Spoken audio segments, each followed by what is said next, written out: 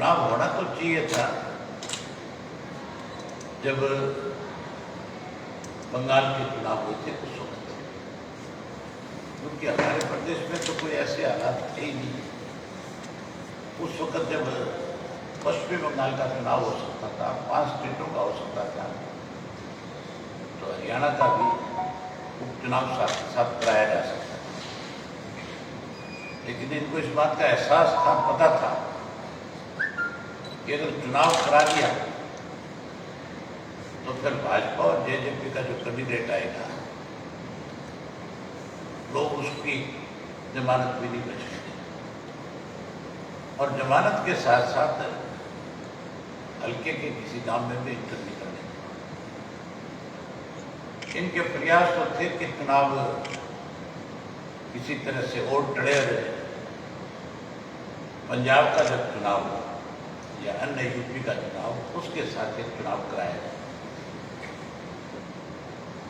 इस किस्म की मंशा मेरे सामने मुख्यमंत्री ने जाहिर करी थी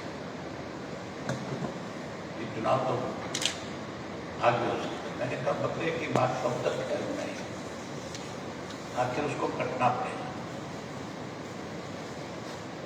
अब क्योंकि सब जगह हालात सामान्य थे और कहीं ना कहीं ये फैसला लेना था कि लोकसभा की 3 जो सीट थी उनको भरा जाए। उन तीनों सीटों की वजह से इनको ये चुनाव कार्य कराने पड़े। हरियाणा में पीछे इनसे जब पूछा गया सरकार से कि भी आप अपने चीफ सेक्रेटरी की तरफ से, सरकार की तरफ से एफिडेविट दो कि चुनाव हो सकता है कि नहीं हो सकता, तो उन्होंने बाकायदा तौर पे ये एफिडेविट दिया कि हमारे यहाँ पे अभी भी कोरोना का प्रकोप है और हमारे यहाँ इस तरह के अभी हालात नहीं है जिससे चुनाव कराया जा सके। ये एफिडेविट तो दिया इलेक्शन कमीशन ने, और हाई कोर्ट के अंदर पंचायत के चुनाव को लेकर के इशू पेंडिंग था, और हाई कोर्ट के अंदर सरकार ने उसी गवर्नमेंट की तरफ से, जिसने इलेक्शन कमीशन को तो ये कहा कि कोरोना की वजह से यह हालात हमारे यहाँ नहीं है इलेक्शन, और हाई कोर्ट के अंदर ये एफिडेविट दिया इन्होंने जाकर के कि हमारे यहाँ पे हालात बिल्कुल सामान्य हैं, हम पंचायत के चुनाव करा सकते हैं, तो आप हमें इसकी इजाजत दें। किस तरह से सरकार का दोगलापन था जो लोगों के सामने आया। अब जब चुनाव होगा तो सरकार की तरफ से कोई उम्मीदवार बनकर के आएगा, उसकी जमानत नहीं बचेगी, उसकी हर हालत में जमानत जब्त होगी, और इनको जब वोट मांगने जाएंगे तो विरोध को फेस करना पड़ेगा, विरोध का सामना करना पड़ेगा। मेरा जो क्षेत्र है, इलाहाबाद विधानसभा क्षेत्र जो है, वो टोटल ग्रामीण है, और वहाँ सारे लोग खेती पे निर्भर करने वाले। मजदूर है तो खेती पे निर्भर करता है, किसान है तो खेती पे निर्भर करता है। पहले दिन से ही वो लोग कृषि के 3 काले कानून बने थे, उनके खिलाफ थे। और मैं विशेष रूप से, मैंने जब अपना रिजाइन किया था, मुझे जब किसान संगठनों की तरफ से इस तरह के मैसेज थे कि कोई पहल करे इस चीज की, तो मैं अपने विधानसभा क्षेत्र में गया, जाकर के मैंने लोगों से खुल करके पूछा था कि तुम इन 3 काले कानूनों के पक्ष में और खिलाफ हो। हर गांव के अंदर बड़ी संख्या महिलाएं आए, नौजवान बच्चे आए, बड़े बुजुर्ग आए। उन्होंने खूब खुल करके ये कहा कि हम नहीं चाहते कि कृषि के 3 काले कानून रहे, ये खत्म होनी चाहिए। तो मैंने कहा भी सरकार पे दबाव बढ़ाने के लिए इसके लिए मैं पहल करना चाहता हूँ। मेरी नज़रों में चौधरी देवीलाल का खून है। चौधरी देवीलाल जब किसान की कोई भी अनदेखी करता था, वो चाहे किसी भी पद से होते थे, वो उस पद को छोड़ देते थे। मैंने उनसे पूछा कि क्या आप चाहते हो कि मैं चौधरी देवीलाल के दिखाए हुए रास्ते पर चलूं, क्योंकि मैं उस पार्टी से विधायक हूं जिस पार्टी का पौधा चौधरी देवीलाल ने लगाया। और अगर आज मैं कोई इस तरह का फैसला नहीं लूंगा तो कल को लोग ये कहेंगे कि चौधरी देवीलाल की पार्टी से संबंध रखने वाला व्यक्ति आज किसानों की हितों की लड़ाई लड़ने की बजाय कहीं अपना स्वार्थ देख रहे हैं। मुझे लोगों ने कहा कि आप जो फैसला लोगे हम आपके साथ हैं। तो मैंने वही उनसे पूछ लिया कि मुझे इस्तीफा देना चाहिए कि नहीं देना चाहिए। लोगों की तरफ से भी खुल के आवाज आई थी कि आपको इस्तीफा दे देना चाहिए। मैंने हल्के के एक व्यक्ति से पूछ करके रिजाइन किया और मेरे रिजाइन करने का आंदोलन पे असर पड़ा। उस वक्त इस किस्म के हालात पैदा हो गए थे कि जेजेपी के बीजेपी के भी बहुत से लोग जो ग्रामीणांचल से जीत करके आए थे, उन पर इस बात का दबाव पड़ना शुरू हो गया था कि आप ये इस्तीफा दो। अगर उस वक्त मेरे साथ कांग्रेस के लोग इस्तीफा देते थे तो आज उपचुनाव नहीं, आज मध्यवर्ती चुनाव होता।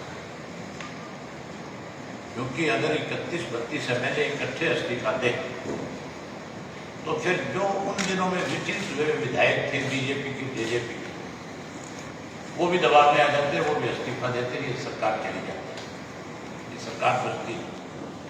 इस सरकार को बचाने वाला, ऑक्सीजन देने वाली तो कांग्रेस पार्टी है, बंदर सिंह हुड्डा है, जिसने नो कॉन्फिडेंस मूव करके उन विधायकों का डर निकाल दिया जिनको ये डर था कि जो इस दबाव में आए हुए थे, जो इस्तीफा देना चाहते थे, उनका डर निकल गया कि अब तो 6 महीने इसको ऑक्सीजन मिलेगी, 6 महीने सरकार नहीं जाएगी, तो तुम क्यों जल्दी कर।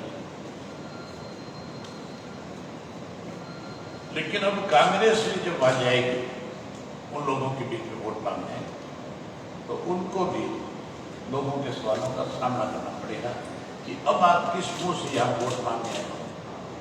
जब अभय सिंह ने इस्तीफा दिया था तब तुमने भी अपनी तरफ से इस्तीफे की पेशकश क्यों नहीं की? अगर तुम पेशकश करते तो आज ये सरकार सत्ता भी नहीं होती, आज मध्यवर्ती चुनाव होता है और किसानों की देशी सरकार इस प्रदेश में बन जाती। इस चुनाव से प्रदेश के बहुत समीकरण बदलेंगे। जैसा मैंने आपसे 25 सितंबर की रैली के लिए कहा था, सम्मान दिवस समारोह में ऐसे ऐसे लोग आएंगे चौधरी देवीलाल को अपनी श्रद्धा सुमन अर्पित करने के लिए, जिससे लोग आश्चर्यचकित हो जाएंगे। और मैंने जो कहा था वो हुआ वहां। अब इस चुनाव की डेट तय होगी, इसके नामांकन पत्र भरने दो, इसके विड्रॉल होने दो, फिर आप देखना किस तरह से बदल बसती है सरकार। फिर ऐसे हालात बनेंगे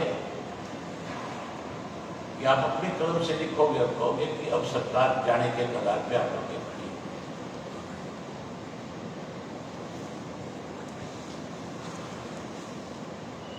जहां इस चुनाव में इस तरह के हालात बने, वहीं पे कुछ लोग इस इलेक्शन के ऊपर बड़ी टिप्पणियां दे रहे हैं। आपके माध्यम से उनको खुल करके कहना चाहूंगा कि वो स्वयं इस चुनाव में आए, स्वयं इस चुनाव को लड़े, ताकि इलाहाबाद के लोग उनकी तसल्ली कराएं, उनके भी कोई गलत फहमी नहीं।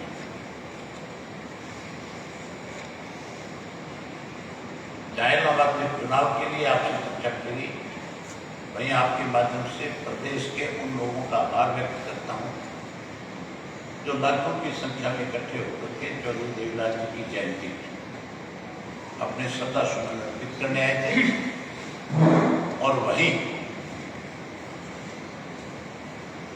उन लोगों को भी एक सबक देने आए थे, उन लोगों को भी साफ संदेश देने आए थे जिन्होंने हमारी पार्टी को कमजोर करने के लिए षड्यंत्र रचे। उनको ये संदेश दे दिया कि तुम मिट्टी हो जाओगे, इंडियन नेशनल लोकदल पार्टी जो है फिर शिखर पे आकर के 25 तारीख को लाखों की संख्या में आकर के उन्होंने ये दोबारा मोहर लगा दी कि इंडियन नेशनल लोकदल पार्टी ठीक है कि आज विधानसभा में उसके सदस्य नहीं, लेकिन लोगों के दिलों पे आज भी इंडियन नेशनल लोकदल पार्टी का राज है। ये संदेश पूर्ण रूप से 25 सितंबर को हरियाणा प्रदेश की जनता ने लोगों को दे दी। वहीं आभार व्यक्त करूंगा आपके माध्यम से पार्टी के एक कार्यकर्ता का, जिनको मैंने खुलकर 25 सितंबर को ये कहा था कि 27 तारीख का भारत बंद जो है, जो किसान कर रहे हैं, किसान मोर्चा का जो मैसेज है, आपने उसमें हिस्सा लेना है और आपने उस बंद को पूर्ण रूप से सफल बनाना है। हमारा एक एक कार्यकर्ता जहाँ जहाँ पे भी था, जहाँ जहाँ बंद का आयोजन था, उसमें बड़ी संख्या में पहुँचा और उसने अपनी पूरी जिम्मेवारी निभाई। उसके लिए उन सबका भी आभार। इस उपचुनाव के बाद प्रदेश भाजपा अध्यक्ष का एक बयान आया कि ये चुनाव जो है इनेलो के लिए एक बड़ी चुनौती है और बीजेपी जेजेपी के लिए अवसर है। वो अवसर कैसे मानते हो चुनौती को? आप चुनौती तो लोगों की है। ये चुनाव जो है इस बात का होगा कि मतदाता इन 3 किस्म के काले कानूनों को हिमायत करता है या उनकी मुखालफत करता है। वो इनको इस बात पे मोहर लगा देगा खुल करके कि कृषि के 3 काले कानून जो बनाए ये गलत है या ठीक है, इस बात पे ही चुनाव होना। अगर हम बात करें जो चुनौती कहते हैं, मैं उनको तो निमंत्रण दूंगा कि आप आओ और आकर के इन लोगों को समझाओ कि तुम्हारे बनाए हुए कानून जो नहीं है। ये चुनाव मेरा इंडियन नेशनल लोकदल पार्टी का नहीं, ये चुनाव किसी और पार्टी का भी नहीं। ये चुनाव तो कृषि कानून के हक और खिलाफ है, क्योंकि इस्तीफा मैंने इस बात पे दिया था कि कानून गलत बने। अब वो लोग जो मतदाता है वो मेरी बात को सही साबित करने के लिए इंडियन नेशनल लोकदल पार्टी के उम्मीदवार को जिताते हैं या किसी और के पक्ष में वोट डालते हैं, फैसला होता है। अबे जी अभी ये कहा है भाजपा प्रदेश अध्यक्ष ने कि जो उम्मीदवार है वो जेजेपी और बीजेपी के गठबंधन का होगा, लेकिन बड़ौदा उपचुनाव में उन्होंने भाजपा के ही समर्थित उम्मीदवार को उतारा था। तो आप क्या कहेंगे कि जो यहाँ पर ऐलनाबाद में जेजेपी का उम्मीदवार आपके सामने होना चाहिए, क्योंकि आपकी मुखालफत की राजनीति जेजेपी कर रही है? उनके अध्यक्ष चुनाव आ गए, मंत्री रहते हैं, अब उनके लिए अच्छा मौका है, उपचुनाव हो रहा है, वो आकर के लड़े। उनको अपनी पार्टी की लोकप्रियता पे इतना ही घमंड है, तो आए और चुनाव लड़े। कोई भी चुनाव लड़े,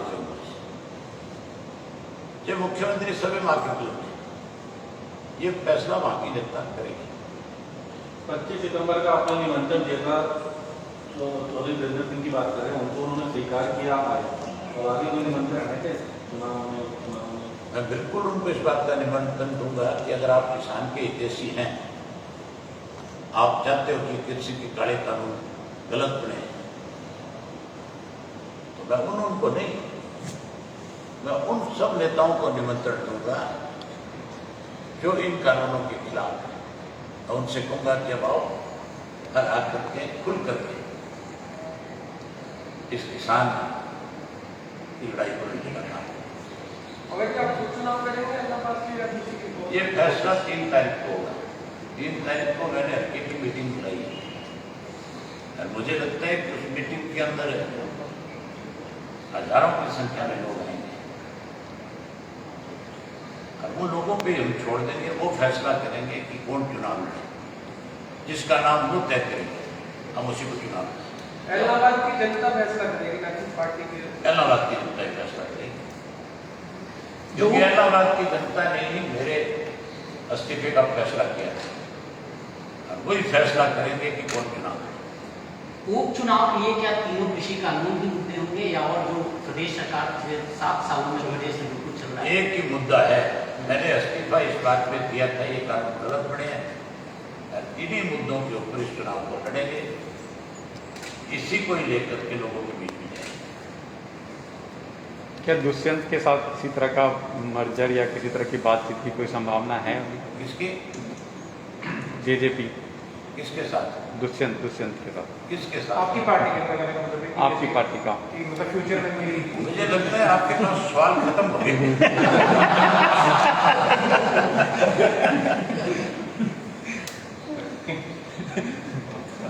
ठीक है। Okay sir, thank you.